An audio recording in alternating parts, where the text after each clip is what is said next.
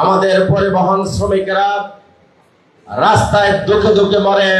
যখন সিলেট তামাবিল থেকে পাথরগিরি করে চট্টগ্রামের উদ্দেশ্যে রওনা দেয়, তাদের জন্য তেমন কোনো বিশ্রামাগার নেই।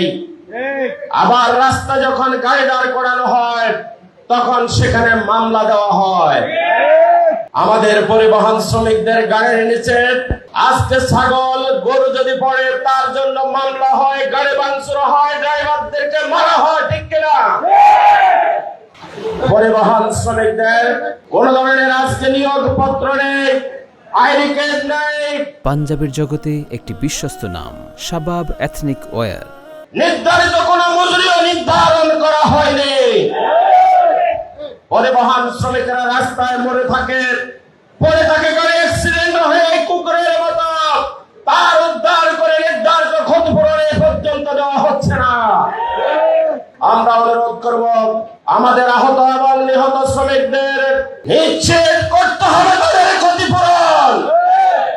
তাদের পরিবারের দায়িত্ব সরকারকে নিতে হবে, তাদেরকে শিক্ষাবৃত্তি দিতে হবে, তাদেরকে স্বাস্থ্য ভাতা দিতে হবে, পেনশন দিতে হবে এবং তাদের সকল সুযোগ সুবিধা নিশ্চিত করতে হবে।